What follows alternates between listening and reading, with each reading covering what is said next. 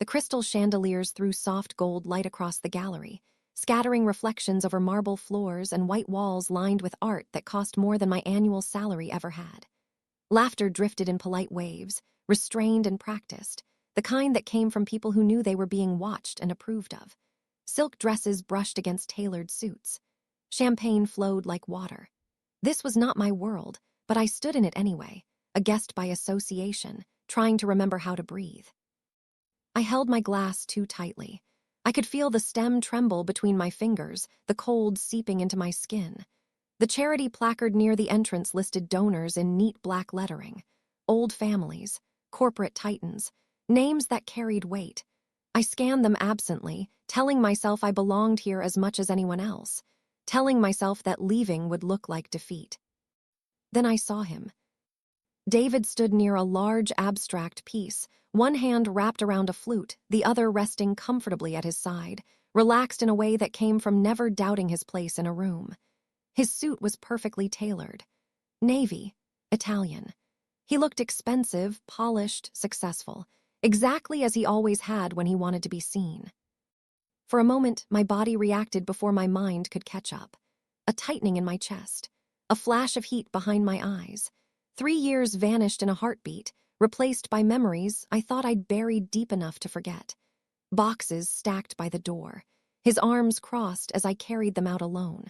The way he'd sighed like I was an inconvenience rather than a person he once claimed to love. I told myself to turn away, to slip out quietly before he noticed me. I even shifted my weight, angling my body toward the exit. Too late. His gaze caught mine. Recognition flickered, followed by surprise, then something sharp and pleased. The smile that spread across his face was familiar in the worst way, the kind he wore when he thought he'd won. He crossed the room with easy confidence, weaving through guests who stepped aside without thinking. Of course they did. Men like David were used to space opening for them. "Emma," he said, stopping just close enough to invade my space. His eyes swept over me slowly, not with desire but with assessment, inventory, judgment. "I thought that was you." I forced my shoulders back, lifting my chin.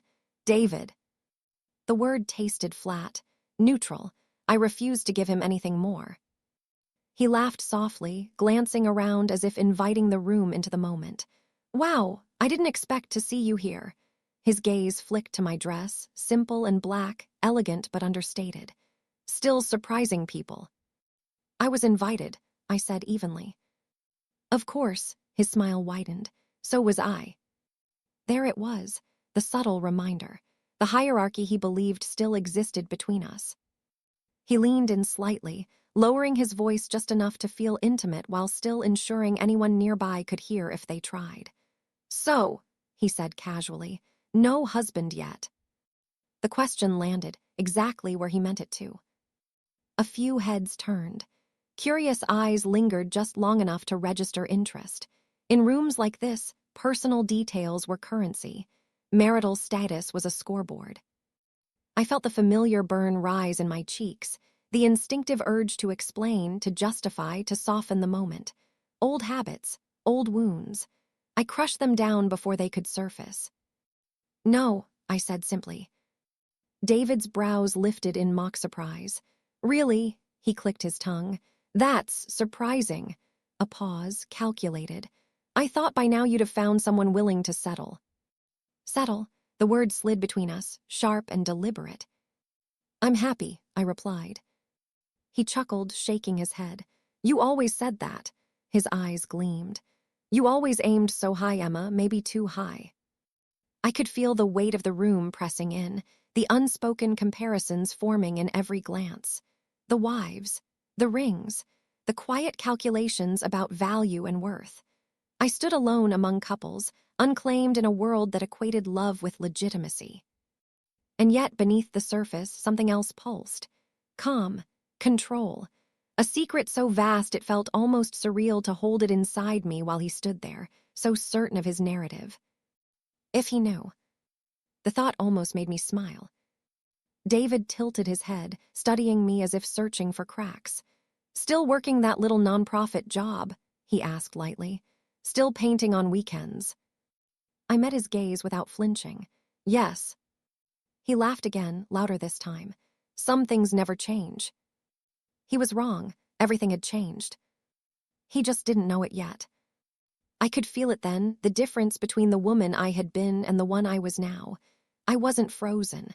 I wasn't small. I was waiting, holding something back not out of fear, but out of choice. Across the room, my phone vibrated softly in my clutch. I didn't look at it. Not yet. David was still talking, still performing, unaware that the balance had already shifted. Unaware that his question had cut, yes, but not deeply enough to wound. Because silence, I had learned, could be far more powerful than defense. And mine was intentional. The moment David walked away, the air felt heavier, not quieter, but thicker, like the room itself had absorbed his words and was holding them against my skin. I stood there for a heartbeat longer than necessary, because leaving immediately would look like retreat, and I had spent too many years being the woman who retreated. Whispers moved through the crowd, softly polite, carefully controlled, but I felt them anyway. No husband yet. The question echoed not in sound, but in meaning. In rooms like this, a woman alone was either a mystery or a mistake, and David had already decided which one I was. I lifted my glass, took a slow sip, and reminded myself to breathe. This was not the first time he had tried to make me feel small. Just the first time I had allowed myself to stay. 3 years ago, I would have left immediately. I would have smiled politely, excused myself, and cried in a cab on the way home. 3 years ago, his approval still mattered. I remembered the day he ended things clearly. The apartment filled with sunlight, the smell of coffee, still warm on the counter. He had stood near the window, hands in his pockets, explaining calmly, efficiently, why I no longer fit into the life he wanted. I was too soft, too uncertain, too unwilling to turn myself into something impressive on demand. You need more ambition, Emma. You need to stop being comfortable with small things. At the time, I had believed him. I had believed that love was conditional and that I simply had not earned it. Now, standing in a room full of expensive art and borrowed power, I understood something different. David did not leave because I was not enough. He left because I would not become someone else for him. That realization settled quietly inside me like armor. Across the room, I watched him laugh with another man, confident, charming, untouchable. He fit perfectly here. And once that would have broken me. Instead, I felt detached. Like I was watching an old version of my life through glass. My phone vibrated again, inside my clutch. A single vibration, short, controlled, deliberate. I did not need to look to know who it was. He always knew. I let the phone rest, untouched, my fingers curling tighter around the fabric. This was my moment, not his. Not yet. A woman beside me smiled, kindly asking if I was enjoying the evening. Her eyes flicked briefly to my bare hand, then away. The judgment was unconscious but unmistakable. Yes, I said, because it was easier than explaining. I moved toward one of the larger pieces on the wall, pretending to study it. Colors sharp, chaotic, layered with intention. It reminded me of the paintings I hid in my closet for years. The ones David called childish. The ones I never stopped making. 6 months ago, my life had cracked open in a way no one here could imagine. No announcements, no ring, no social proof.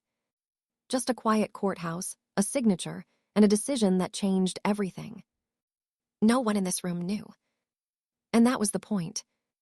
I had learned what silence could protect, what secrecy could build. Another memory surfaced uninvited. A hospital corridor, too, bright, the smell of antiseptic. Children laughing despite pain.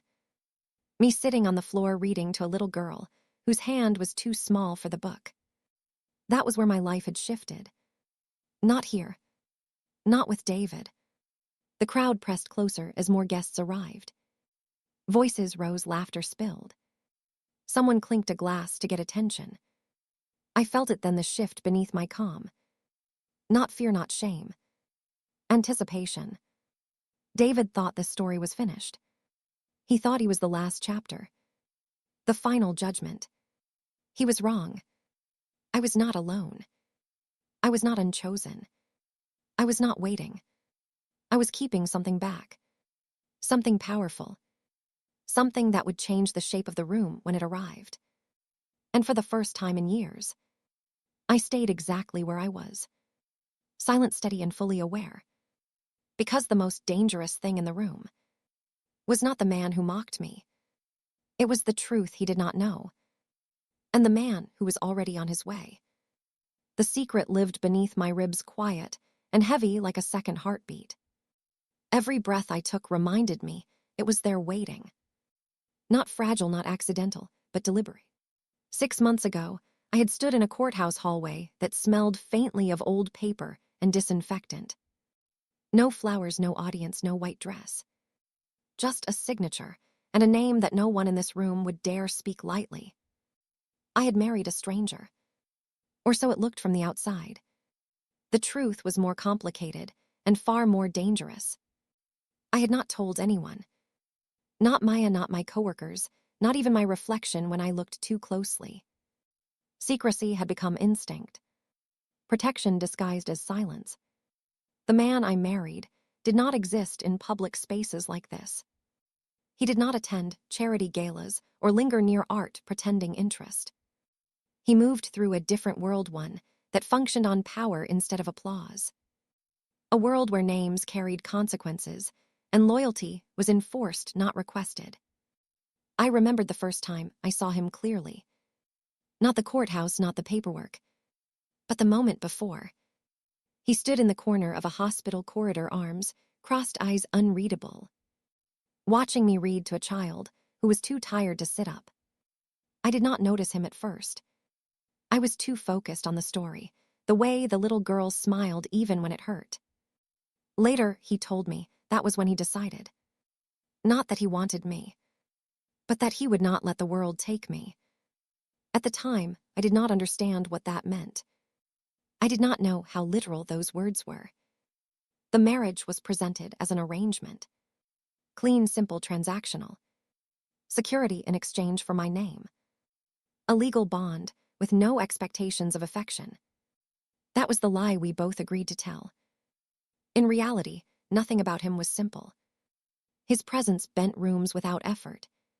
He spoke softly because he did not need to be loud. Men listened because they were trained too. I had learned his habits quickly. The way messages came without greeting. Where are you? Stay where you are. 5 minutes. He never asked twice. My phone vibrated again in my clutch. This time longer. Insistent. I still did not look.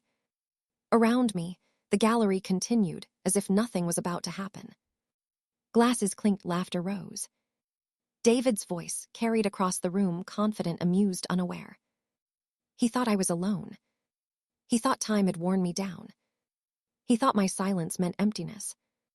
If he knew, if any of them knew, the way the air would chain, the way smiles would freeze, the way power would announce itself without raising a voice. I pressed my thumb against the edge of my phone, grounding myself. I was not afraid. I had been afraid before. Fear was eviction notices and empty bank accounts. Fear was carrying boxes alone while someone you loved watched. This was different. This was the quiet before a shift. The moment before a truth stepped into the light. I lifted my head and scanned the room once more.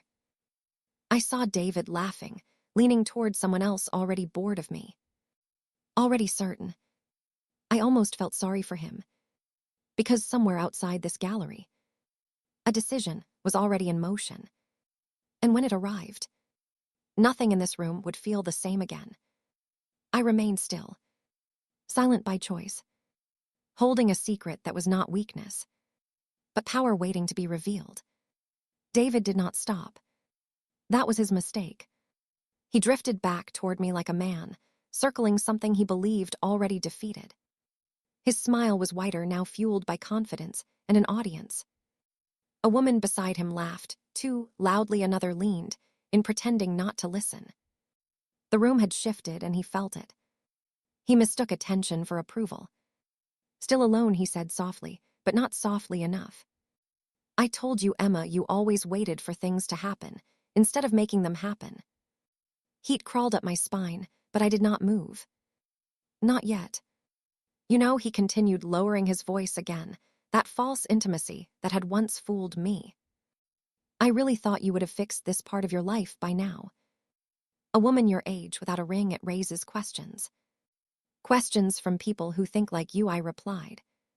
He smiled as if I had proven his point. See, still defensive. That was always the problem. You never knew how to take advice. Laughter rippled again. Someone nearby pretended to study a painting.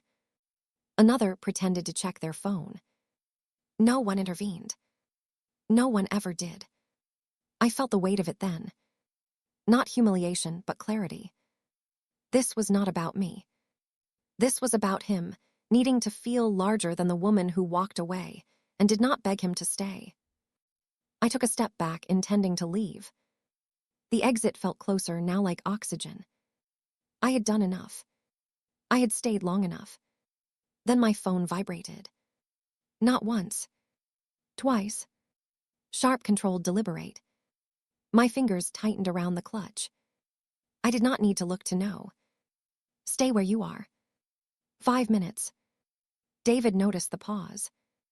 He followed my gaze to the clutch. Waiting for someone, he asked. The tone mocking again. Or just checking messages from imaginary husbands. Something inside me went still. Not angry, not afraid. Centered. I lifted my eyes and met his. No emotion. No defense. You should stop, I said quietly. His brows lifted, amused. Stop what? Before you embarrass yourself. That did it. His smile hardened. There it is, he said to the small group, now watching openly. Still pretending you are above all this. Above you, yes. The words landed clean. Not loud. Not dramatic. For a second he faltered. Just a second. Then he laughed too hard. Too sharp. You always had a talent for fantasy, Emma. He leaned closer again. Let me guess. You are happy. You are fulfilled. You just haven't met the right man yet. I did not answer. I felt it then. The shift. Not in the room, but in me. The silence stretched. Uncomfortable. Heavy. From the corner of my eye, I saw movement near the entrance. Not frantic. Not rushed. Purposeful. David kept talking, filling the space, because silence terrified him. I tried to help you once, he said. Tried to show you what you needed to change. You failed, I said. He stopped. The word landed harder than any insult. Failed. His mouth opened. Closed. Around us, the room felt smaller. Closer. I finally glanced down at my phone. No new message. He did not need to send one. He was already on his way. I looked back up at David. And for the first time, I saw it. Not confidence. Not superiority. Fear beginning to bloom. Because somewhere deep down, he sensed it. The moment he stopped being in control. The moment the story stopped being his. I stepped back again. But this time, I did not leave. I stayed. Because the next thing that happened would change everything. And I wanted him to see it. The room felt different before anyone understood why. Not louder, not quieter. Heavier. Conversation slowed. Laughter lost its rhythm. A few people turned their heads toward the entrance without knowing what they were looking for. I felt it in my chest before I saw him. That subtle tightening, like the air itself, had shifted direction. David was still talking, still performing, still unaware. His voice carried too far, now sharp with confidence he no longer fully controlled. And then silence fell. Not announced. Not requested. It simply happened. The gallery doors opened. No rush. No spectacle. Just presence. He stepped inside, as if the room belonged to him. Tall, broad-shouldered, dressed in black tailored to precision. No visible jewelry, no unnecessary details. Power stripped down to its most dangerous form. Two men followed a step behind. Not guards. Not assistants. Something else. Stillness wrapped in discipline. People moved without being asked. Paths cleared. Eyes lowered. The kind of response that came from instinct, not choice. David turned slowly. Confusion first. Then irritation. Who the hell is that, he muttered. I did not answer. Because the man had already seen me. His gaze locked onto mine across the room. And everything else faded. There was no surprise in his expression. No hesitation. Only focus. He crossed the gallery with calm, deliberate steps. Each one closing the distance. Each one tightening the silence. I felt suddenly aware of myself. My breath. My posture. The fact that I was no longer alone. He stopped beside me. Close enough that I felt warmth radiate from him. Not touching. Not yet. His presence alone was enough. His eyes swept over my face, taking in everything. The tension. The restraint. The quiet fury I had swallowed. You stayed, he said. I nodded. Good. One word. Absolute. David laughed nervously beside us, trying to reclaim the moment. Sorry, do I know you? He asked, extending his hand. The man beside me did not look at it. Instead, he turned, slightly placing himself between me and the rest of the room. Not blocking. Positioning. Protecting. You spoke to my wife, he said. The word hit like impact. Wife. David froze. His hand dropped. Color drained from his face. You're what, he stammered. My wife, the man repeated calmly. A ripple moved through the gallery. Whispers sparked like static. David looked at me then. Really looked. Not mockery now. Not judgment. Calculation. This is a joke, he said weakly. Emma does not. The man cut him off with a glance. She does not need to explain herself. His hand came to my lower back firm, steady, unmistakable. Not claiming. Declaring. David swallowed. Loud. I could see it then. The realization. Not of who I was, but of who stood beside me. People knew him. Maybe not by face, but by reputation. By the way fear recognized authority. I asked who made her uncomfortable. He continued. No accusation. No raised voice. Just certainty. The room held its breath. David tried to laugh again. Failed. It was just conversation, he said. Old history. The man tilted his head slightly. A small movement. But the effect was immediate. History does not give you permission. Silence deepened. I felt his thumb press lightly into my back. Grounding. Anchoring. You are done speaking to her, he said. You are done speaking about her. And if I hear otherwise. He did not finish the sentence. He did not need to. The threat existed in what he did not say. David nodded quickly. Too quickly. Yes. Of course. The man turned to me then. The intensity softening just enough. Are you ready to leave? I inhaled slowly. Steady. Yes. He guided me toward the exit. The room parting again without question. As we walked, I did not look back. I did not need to. Because behind me, a man who once believed he owned my worth stood exposed, small, and finally aware. The truth had arrived, and nothing would ever be the same again. The doors closed behind us, and the sound felt final, like a seal locking something away. The night air hit my face, cool, sharp, grounding. I had not realized how hard I was holding myself together until that moment. He did not let go of me. His hand remained at my back, guiding, steady, anchoring. The black car waited at the curb, engine running, lights low. It had been there the entire time. Of course it had. I paused just before stepping forward. My body needed a second to catch up to what had just happened. The whispers, the silence, the word wife still echoed inside my chest. He noticed. "Are you all right?" he asked. His voice was different now. Lower, softer, controlled, but concerned. I nodded, though the truth was more complicated. I was shaken but not broken. Exposed but not small. "I just did not expect you to come inside." He looked at me, then really looked. The city lights caught the sharp lines of his face. There was no apology in his expression. Only certainty. "I was 5 minutes away," he said. "That was too long." "I should have handled it myself," I replied. "You did," he said. "You stayed." The word carried weight. Respect. The door opened, and I stepped inside. Leather cool beneath my fingers.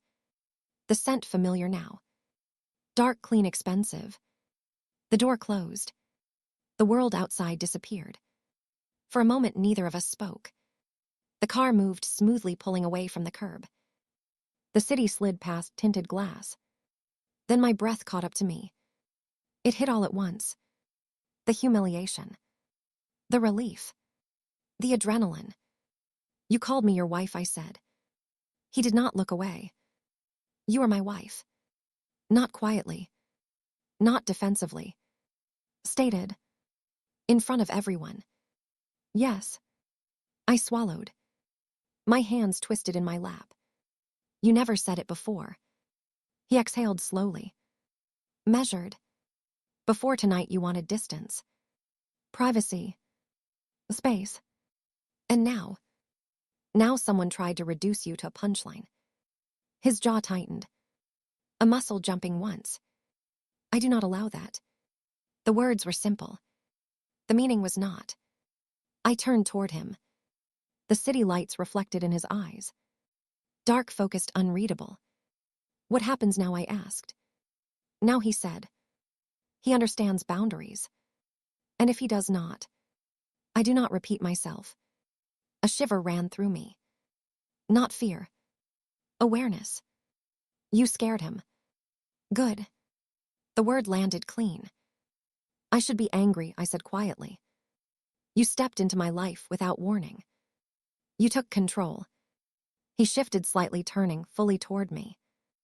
"I stepped in because you were being cornered. I took control because you were done explaining yourself to someone who never deserved answers."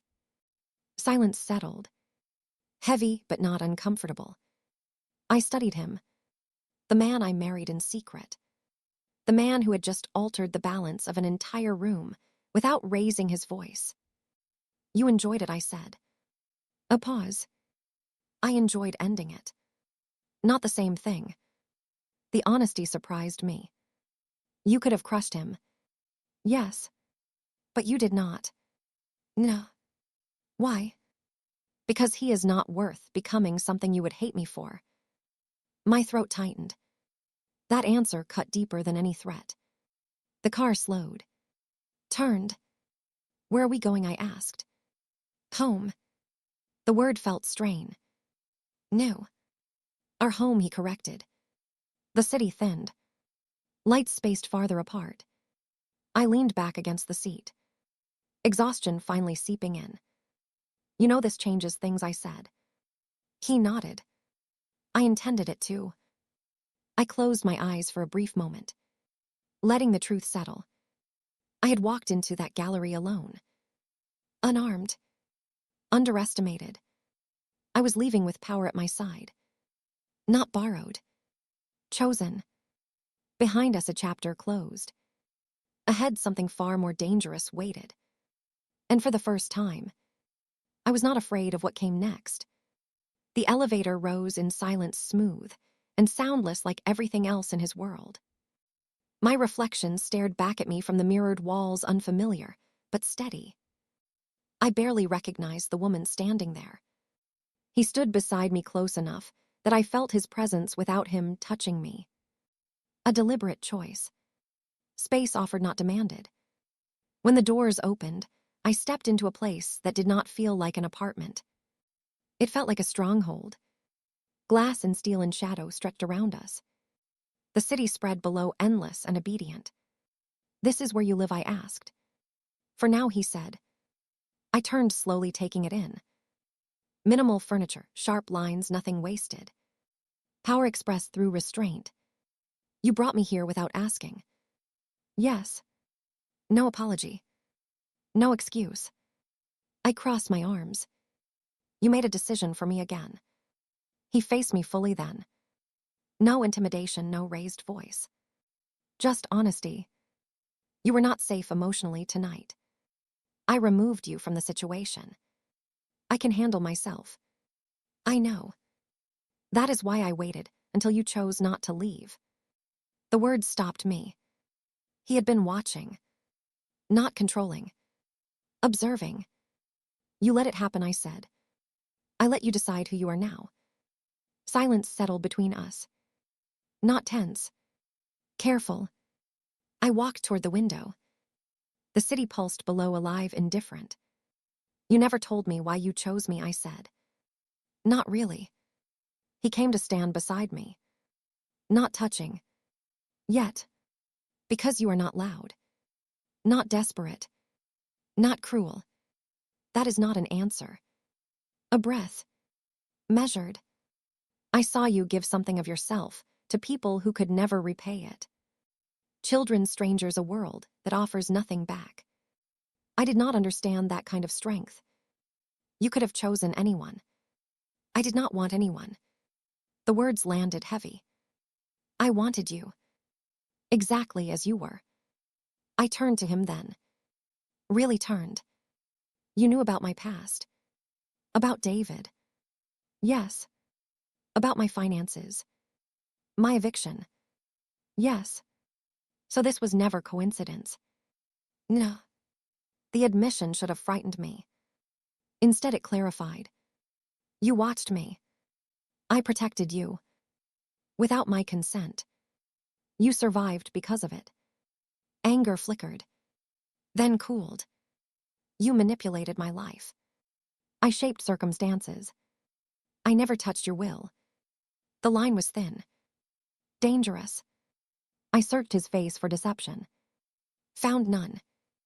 "What if I had said no? Then you would have walked away with more than you started with. And I would have let you go." A pause. "I would have hated it. But I would have let you go. That mattered." "You called me your wife tonight," I said. "In front of everyone." He stepped closer. Now close enough that the air shifted. "Because tonight you needed to be claimed. Not owned. Claimed. I do not belong to you." "No," he agreed.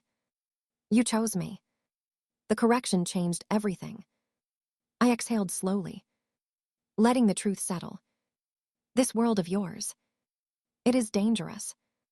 "Yes. And if I stay, then you are mine to protect. And I am yours to trust." I met his eyes.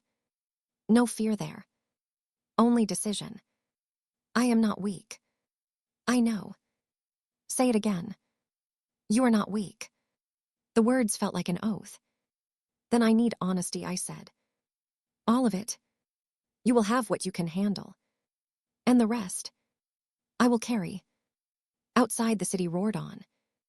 Inside, something irreversible shifted. This was no longer an arrangement. No longer a secret. This was a line crossed. A choice made. And neither of us was pretending anymore. Night settled over the penthouse, slowly like a held breath. The city below glittered, restless, alive, unaware of the shift happening above it. I stood near the window, arms wrapped around myself, not cold, but alert. This place was beautiful in a way that felt sharp. Nothing here was accidental. He moved behind me, quiet, deliberate. Not close enough to touch. Close enough to remind me he was there. "You're thinking about leaving," he said. I did not deny it. "This world is not mine," I replied. "Your enemies, your rules, your shadows. If I stay, nothing will ever be simple again." He accepted that without flinching. Simple is not safe. Safe is not honest. I turned toward him. His face was calm, but his eyes were watching. Always watching. If I stay, I said slowly. I need to know the cost. He nodded once. The cost is visibility. Once people know you are truly mine, they will look at you differently. Some will fear you. Some will want something from you. Some will try to use you to reach me. And you. I will destroy anyone who tries. The certainty in his voice was not a threat. It was a fact. I swallowed. This was the moment. The one where the fantasy burned away, leaving only truth. You will never be able to walk through the world unnoticed again. I smiled faintly. I have not been unnoticed in years. Just underestimated. Something like approval crossed his face. You will have guards, not chains. You will have choices, not illusions. In love, I asked, is that real, or is that another word for control? He stepped closer then. Close enough that I felt the heat of him. Close enough that distance became impossible. Love for me, he said quietly, is not gentle. It is absolute. That should have scared me. Instead, it grounded me. I have spent my life being loved conditionally, I said. Only when I was useful or impressive or convenient. His hand came up, stopping just short of touching my face. You will never be convenient to me. The words landed deep. I took a breath, steadying myself. If I stay, I said. I stay with my eyes open. No lies. No protection through silence. He considered that. Then I tell you this. There are things I do that cannot be undone. Lines I have crossed that I cannot uncross. I am not redeemable in the way stories pretend. I met his gaze. I am not looking to save you. A pause. I am choosing you. That was the turning point. Not romance. Not fear. Choice. He reached for me, then slowly, deliberately. His hand closing around mine. Warm, solid. Once you step fully into this, there is no pretending it is temporary. I squeezed his hand. Then I will not pretend. The silence that followed was different. Not tense. Resolved. Outside, the city kept moving. Inside, something locked into place. I felt it. The weight of it. The danger. The promise. This was not a rescue. Not a mistake. This was me standing in the dark. Choosing to stay. Knowing exactly what it would cost. And finding that I was willing to pay it. The news reached me quietly. Not through headlines. Not through whispers in rooms like the gallery. But through a name spoken low and careful. David.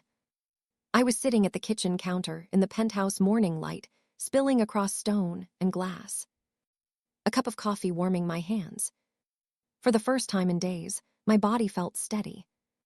He is in trouble, he said from across the room. Not angry. Not pleased. Neutral.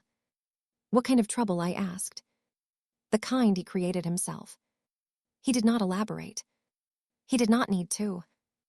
I knew David well enough to understand. Shortcuts. Appearances. Borrowed confidence built on debt. I did not ask how he knew. I did not ask what he could do. I asked the only question that mattered. Did you touch it? His eyes lifted to mine. Searching. No. Relief moved through me, slow and deep. If I had asked you to, would you have? Yes. The honesty did not scare me. It grounded me. I did not want that, I said. I do not want revenge. I do not want his life destroyed because of me. He watched me carefully. Why? Because he does not deserve that power over me. And because whatever happens to him should be his doing. Not yours. Not mine. A long pause. Then a nod. It will unfold without interference. Thank you. Do not thank me for choosing you over instinct. Later that day I saw it. A familiar face on a screen, in the corner of a cafe. Muted. Subtitled. Charges. Investigation. Misuse of funds. David looked smaller there. Suit rumpled. Confidence gone. Vanessa was not beside him. I felt nothing sharp.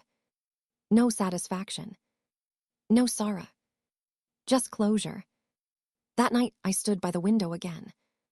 The city stretched endless below. 1,000 lives moving forward. He came up behind me. This time, his hand rested at my waist. Not claiming. Present. You could have asked me to end him, he said. I turned slightly. I do not need you to be my weapon. A pause. Then what am I? My choice. The word landed heavy. He exhaled slowly, as if releasing something he had carried too long. David faded quickly after that. From conversations. From memory. He became a lesson instead of a wound. I had not been lying in that gallery. I had simply not been ready to speak. Now the truth stood beside me every night. Solid. Dangerous. Chosen. And for the first time, my past no longer reached for me. It stayed where it belonged. Behind me. The truth does not always arrive with noise. Sometimes it arrives with stillness. With certainty. With everyone realizing at the same moment that they were wrong. The event was larger than the last. A corporate gala held in a converted museum. Glass walls, steel beams, and a city skyline watching from every angle. This time, I did not hesitate at the entrance. I walked in beside him. No distance. No secrecy. No silence. His hand rested at my back, not guiding, not restraining. Present. People noticed immediately. Whispers rose and fell like waves. Heads turned. Phones lowered. Eyes followed. I felt it then. Not fear. Not pride. Ownership of my own place. David was not there. He no longer existed in these rooms. Not because he was banned, but because relevance had left him behind. A woman approached, first smiling, tight, controlled, curious. Emma, she said. We have all been wondering. I met her gaze. Calm, steady. There is nothing to wonder. He spoke then. Not loudly. Not dramatically. This is my wife. The word moved through the space faster than sound. Wife. Not rumored. Not assumed. Declared. I did not flinch. I did not smile. I simply stood there. Chosen. Questions followed. When? How? Why so quietly? He answered one. Because her life is not public property. That ended it. Later, as the evening unfolded, people adjusted. They always did. Power rewrote rules effortlessly. I watched it happen with a strange sense of detachment. The same people who once measured me now recalibrated. Not because I had changed, but because they finally understood where I stood. On the balcony later, the city stretched below. Lights endless, alive. You are quiet, he said. I am letting it settle. You regret it. No. A pause. Do you? Never. I turned toward him then. The man who had altered the trajectory of my life. Not by saving me, but by seeing me. I was never waiting for a husband, I said. I was waiting to choose. He nodded, as if that was the only answer that mattered. You could have walked away. I still can. But you are not. No. I stepped closer, letting the world fall away. I am here because I want to be. Not because I need protection. Not because I was cornered. Because I saw the truth. And I chose it. His hand came up, brushing my jaw. Careful. Reverent. You are not mine because I claimed you. You are mine because you stayed. The words settled into me, deep and permanent. Later that night, as we left together, no whispers followed, only recognition. The girl who had been mocked, measured, dismissed, had not risen above them. She had simply stepped into her life. And I understood something then. Power did not come from who stood beside me. It came from knowing who I was, and choosing without apology. I was not hidden, not silent. I was Emma, and I was exactly where I belonged.